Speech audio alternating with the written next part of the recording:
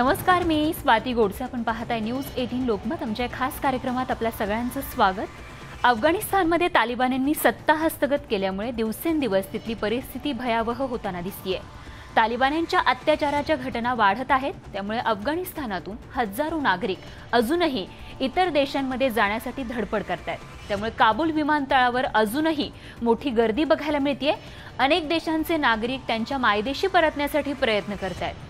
अफगाणिस्तानमधील सध्याची परिस्थिती नेमकी काय आहे याच बाबतचा आढावा घेणार आहोत तालिबानी राज या आमच्या खास कार्यक्रमातून.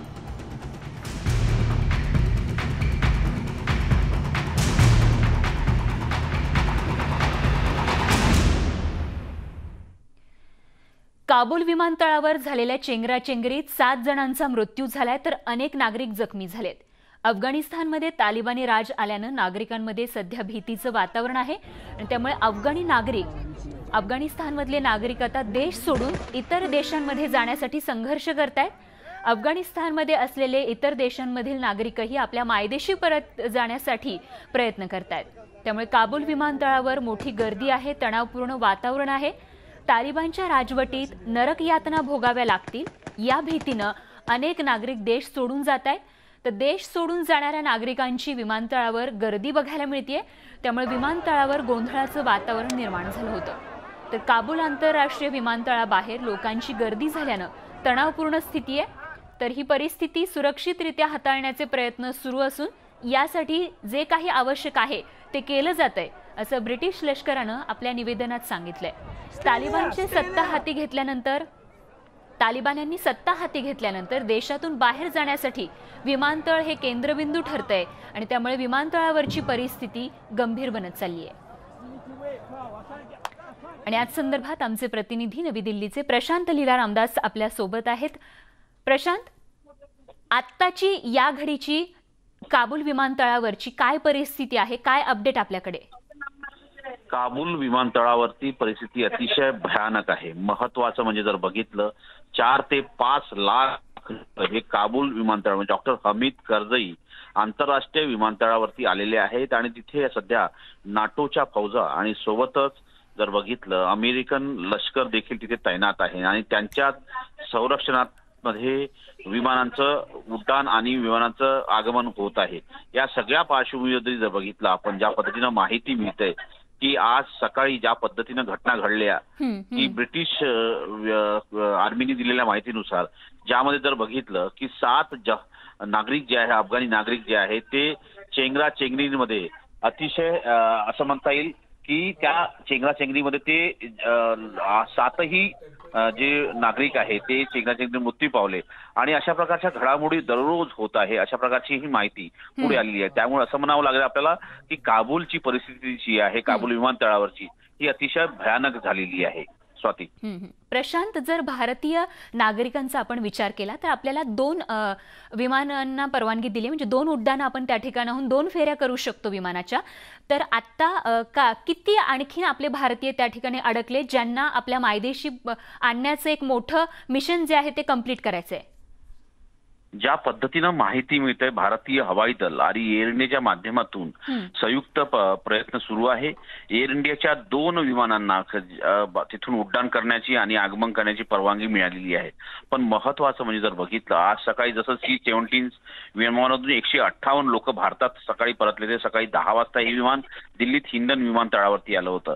त्यानंतर आता कमर्शियल विमानतळ जे आहे एअर इंडियाचे ते देखील येण्याची शक्यता व्यक्त केली जात आहे. साधारणतः 5 ते 5,500 नागरिक अफगाण नागरिक त्यामध्ये भारतीय नागरिक देखील आहे आणि हिंदू समाजाचे, शीख समाजाचे आणि पंजाबी समाजाचे नागरिक जे आहेत ते तिथे आहेत. त्यात सगळ्यांना भारतात नागरिकत्व देण्यासंदर्भातला कायदा पारित करण्यात आला आहे. हिंदू आणि ख्रिश्चन आणि बौद्ध या धर्मातील इतर देशातील लोक जर भारतात त्यांना राहण्याची इच्छा असेल तर त्यांना भारताचं नागरिकत्व मिळेल अशा प्रकारचा कायदा भारतात पारित झालेला आहे. त्यामुळे या सगळ्या पार्श्वभूमीवरती शीख समाजाचे लोक देखील भारतात पोहोचत आहे, अफगाणी नागरिक देखील पोहोचत आहे, अफगाणी शीख देखील भारतात पोहोचत आहे आणि अशा प्रकारे मोहीम सुरू आहे की कुठल्याही परिस्थितीने भारतात ज्या पद्धतीने या सगळ्यांना सुरक्षित व्यवस्थापनाच्या आधारावर बरोबर. आणि ज्या ज्या ठिकाणी हे सगळे नागरिक आहेत त्यांना थेट विमानतळावर आणण्याकरता ही सुरक्षितता देण्यात यावी यासाठी अगदी. तालिबान आणि सरकारसोबत त्यासाठी अमेरिकन आणि NATO सरकारचे सर्वतोपरी प्रयत्न सुरू असल्याचं देखील बघायला मिळते. प्रशांत, अपडेट जाणून घेत राहू. तूर्त सविस्तर माहितीसाठी धन्यवाद. अफगाणिस्तानवर कब्जा केल्यानंतर आता तालिबान त्यांच्या पहिल्या परदेशी पाहुण्याचं आज स्वागत करून पाहुणचार करण्याची शक्यता आहे. कारण तालिबाननं अफगाणिस्तानमधील सत्ता काबीज केल्यासोबतच आता आठवडाभरानंतर पाकिस्तानचे परराष्ट्र मंत्री शाह महमूद कुरेशी हे काबूलला जात आहेत आणि ते काबूलमध्ये तालिबानी नेत्यांची भेट घेणार असल्याची माहिती समोर आली आहे. त्यामुळे तालिबानला शाह महमूद कुरेशी यांच्या रूपानं पहिला परदेशी पाहुणा लाभणार असल्याचं दिसतंय. अफगाणिस्तानमधील टोलू न्यूज चॅनलनं दिलेल्या माहितीनुसार पाकिस्तानचे परराष्ट्र मंत्री आज अफगाणिस्तानची राजधानी काबूलमध्ये येणार असल्याचं नियोजन आहे आणि शाह महमूद कुरेशी हे पहिले परदेशी नेते ठरतील जे काबूलवर तालिबाननं कब्जा केल्यानंतर अफगाणिस्तानच्या दौऱ्यावर आलेले असतील. तर राजकीय विश्लेषकांच्या मते शाह महमूद कुरेशी यांचा हा दौरा बराच महत्त्वपूर्ण आहे, कारण अफगाणिस्तानमधील नव्या सरकारच्या स्थापनेत पाकिस्तान आपली भूमिका निभावू इच्छितोय. अफगाणिस्तानचे माजी राष्ट्रपती अशरफ गनी यांचे भाऊ हशमत गनी यांनी तालिबानसोबत हातमिळवणी केली आहे. माजी राष्ट्रपतींचे भाऊ स्वतः तालिबान्यांना पाठिंबा देत असल्यानं हशमत गनींची सध्या जोरदार चर्चा त्यांच्या नावाची सुरू आहे. हशमत गनी यांनी तालिबानला पाठिंबा देण्याचा व्हिडिओ सोशल मीडियावर त्यांचा फिरतोय हा व्हिडिओ आणि मिळालेल्या वृत्तानुसार तालिबान नेता खलील उर रहमान आणि मौलवी मुफ्ती मोहम्मद झाकीर यांच्या उपस्थितीत हशमत गनी यांनी तालिबानला पाठिंबा दिलाय. दरम्यान हशमत गनींनी अद्याप स्वतः समोर येत तालिबानला पाठिंबा दिलेला नाहीये, मात्र त्यांनी एक ट्विट केलंय आणि या ट्विटमध्ये त्यांनी तालिबानला देश चालवण्याची संधी का देण्यात यावी याबाबत सूचक इशारा दिलाय. तालिबान देशाला सुरक्षा प्रदान करण्यास सक्षम आहे, परंतु कार्यक्षम सरकार चालवण्यासाठी सुशिक्षित अफगाणी तरुणांना सहभागी करून घेणं आवश्यक असल्याचं त्यांनी म्हटलंय. तसंच कालबाह्य राजकारण्यांना पूर्णपणे बाजूला करायला हवं, जेणेकरून आधीप्रमाणे सरकार कोसळण्याची भीती निर्माण होणार नाही, असं त्यांनी या ट्विटमध्ये म्हटलंय.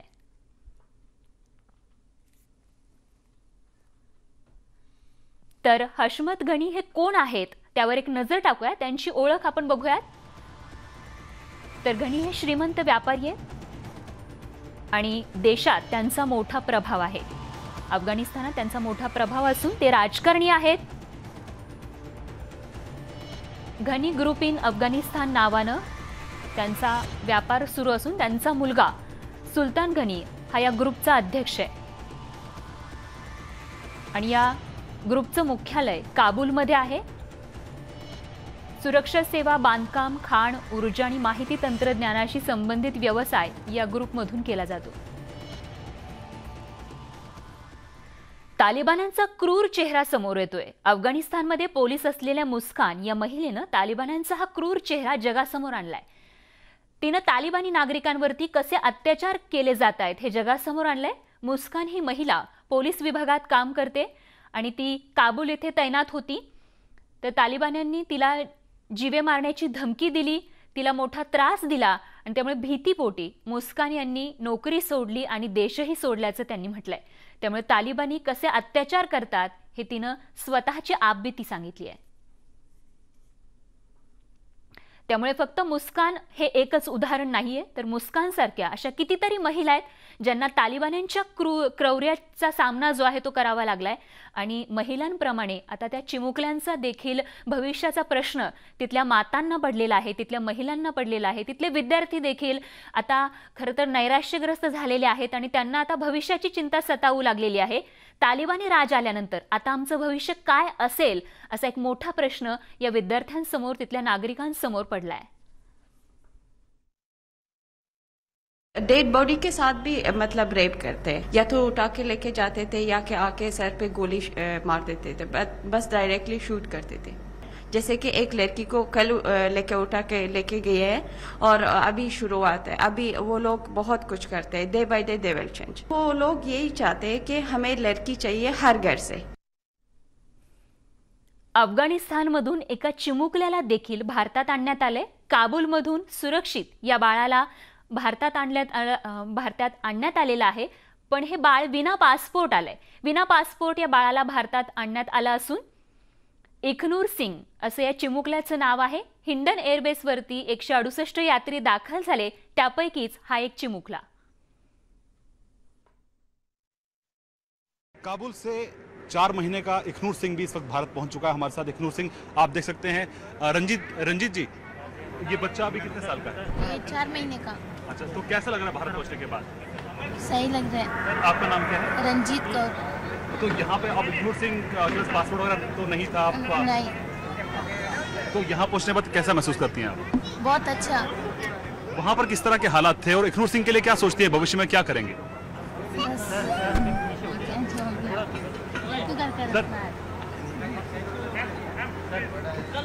अच्छा बच्चे, आप कहाँ, काबुल से आए हो?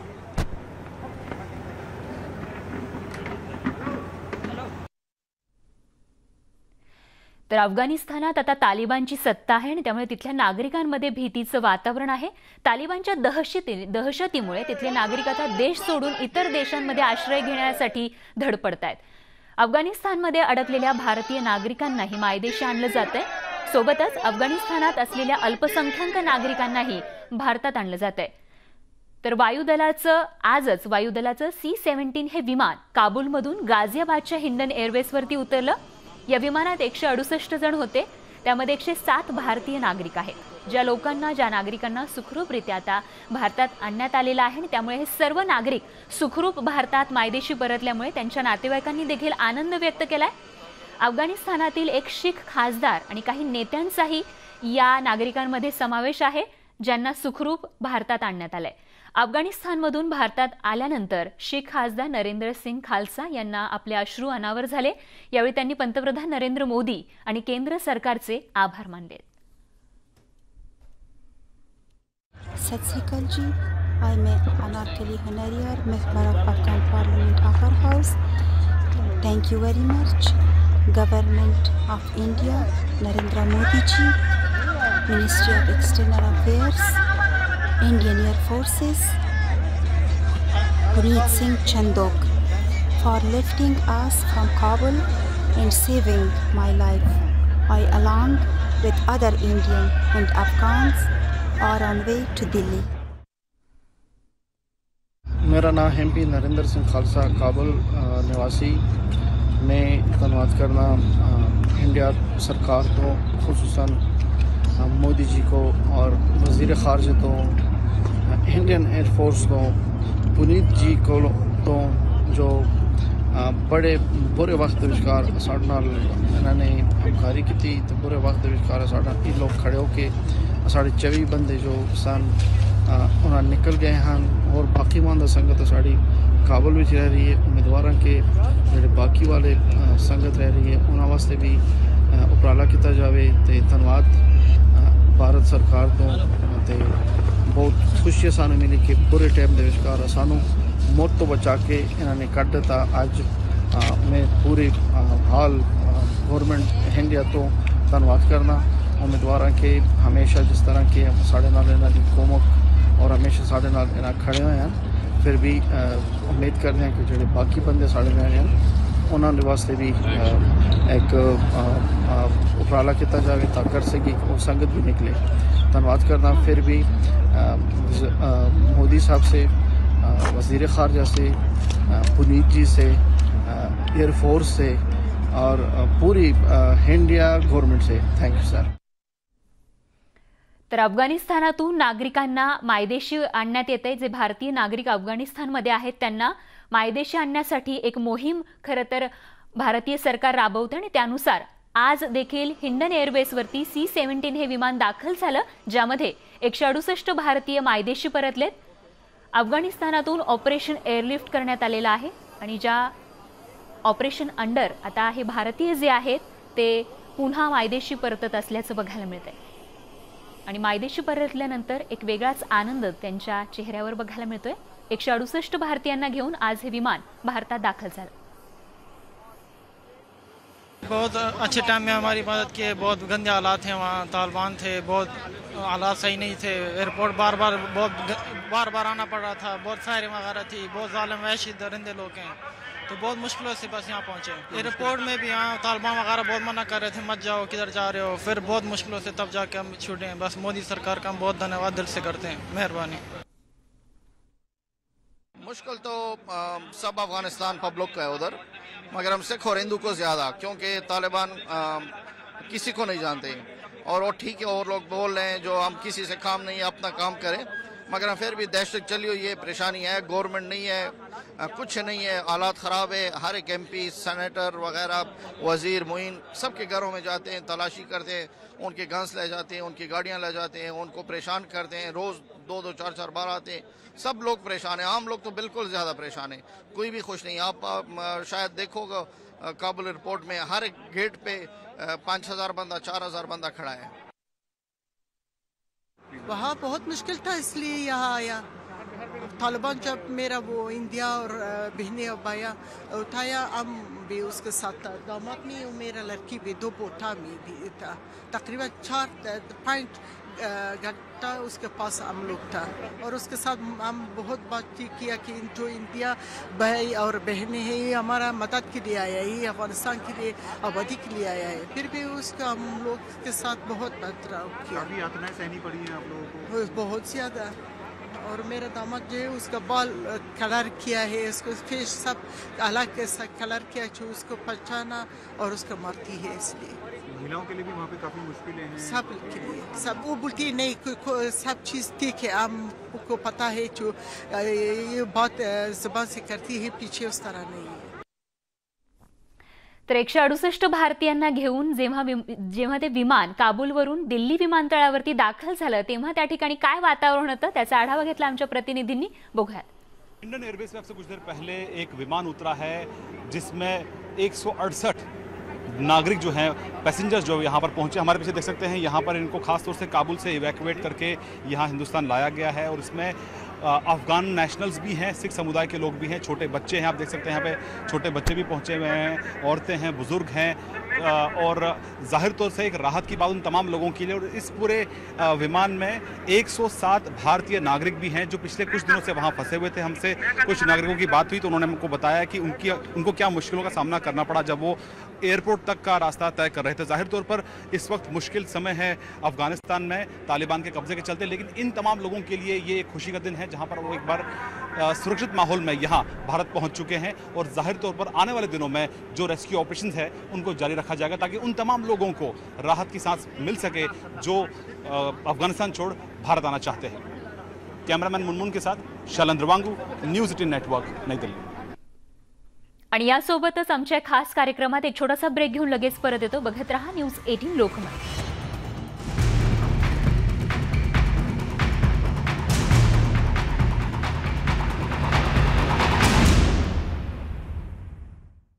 मार्गदर्शन करण्यासाठी अमेरिकेच्या परराष्ट्र खात्यानं टास्क फोर्स स्थापन केलेला आहे।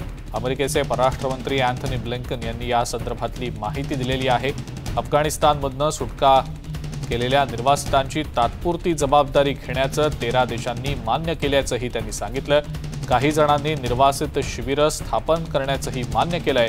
हे निर्वासित Albania, Colombia, Canada, Costa Rica, Chile, Kosovo, North Macedonia, Mexico, Poland, Qatar, Tajikistan, तुर्कस्तान, संयुक्त अरब एमिरेट्स आणि उझबेकिस्तानमध्ये या निर्वासितांची सध्या तात्पुरत्या स्वरूपातली सोय केली जाणार आहे।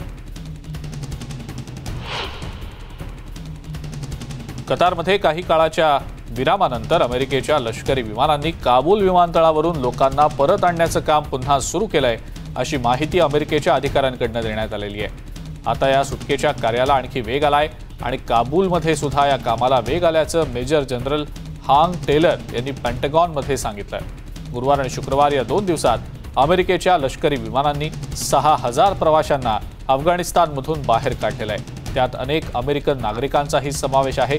उशीर झाल्यामुळे काबूलच्या विमानतळावर जवळपास 10,000 लोक विमानाची वाट पाहत होते, अशीही माहिती समोर येते।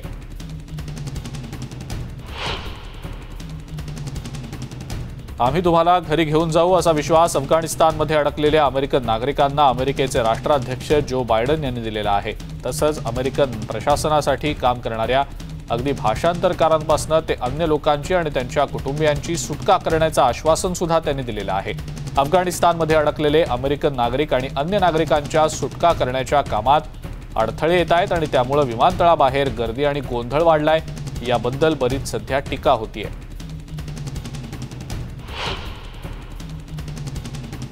आपण कदाचित पुन्हा आपल्या कुटुंबियांना भेटू पाहू शकणार नाही अशी भीती लंडनमधल्या अफगाणिस्तान आणि सेंट्रल एशियन असोसिएशन ब्रिटिश अफगाणांनी व्यक्त केलेली आहे। तालिबानमधून आपल्या जीवलगांची सुटका करण्यासाठी त्यांची धडपड सुरू आहे। तालिबान्यांनी अफगाणिस्तानमध्ये कब्जा मिळवल्यापासून तिथे अडकलेल्या अनेकांचे नातेवाईक आपल्या कुटुंबियांबद्दल आणि तिथल्या सुटका करणाऱ्या विमानांबद्दल सतत चौकशी करतायत। अनेकांचे नातेवाईक सरकारसाठी किंवा नाटोसाठी काम करतायत, त्यामुळे ते धोक्यात असतील की काय अशी त्यांची भावना आहे।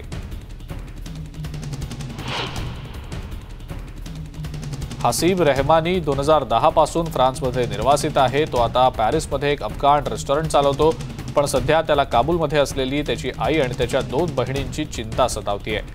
याआधी मुली आणि महिला नोकरी करत होत्या, घराबाहेर पडत होत्या। आता मात्र बाहेर जाताना भाऊ, नवरा किंवा वडील अशा कुटुंबातल्या कोणत्या तरी पुरुषाची सोबत त्यांना घ्यावीच लागते, असं हसीबनं दी असोसिएटेड प्रेसला सांगितलंय। तालिबानमुळेच हसीबलाही 2009 मध्ये देश सोडून निर्वासित व्हावं लागलं होतं। त्यावेळेला तो बागलाण प्रांतात संसदेतल्या एका लोकप्रतिनिधीचा बॉडीगार्ड होता। इराणमार्गे 7 महिन्यांचा प्रवास करून तो फ्रान्सला पोहोचला। 2014 मध्ये त्याला निर्वासित असल्याचं प्रमाणपत्र मिळालं होतं।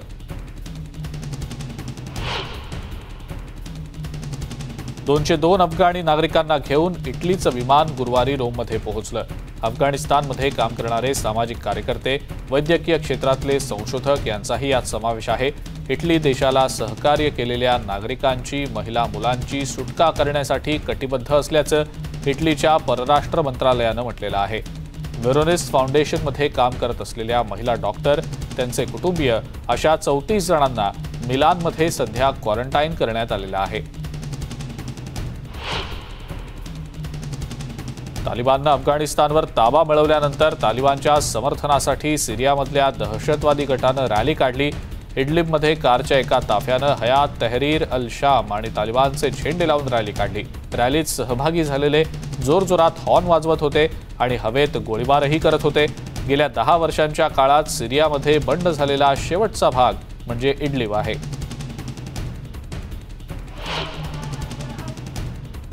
सॅन फ्रान्सिस्कोमध्ये आता रेस्टॉरंटमध्ये जेवणासाठी, जिममध्ये वर्कआउट करण्यासाठी किंवा इंडोर कॉन्सर्टमध्ये सहभागी होण्यासाठी कोविड-19 लसीकरणाचा पुरावा सादर करणं आवश्यक आहे, असा नियम लागू करणारं सॅन फ्रान्सिस्को हे देशातलं पहिलं मोठं शहर ठरलंय। रेस्टॉरंट्स आणि बारमध्ये प्रवेश करण्यापूर्वी लसीकरणाच्या पुराव्यांची पडताळणी करण्यासाठी अतिरिक्त कर्मचारी नेमण्यात आलेले आहेत।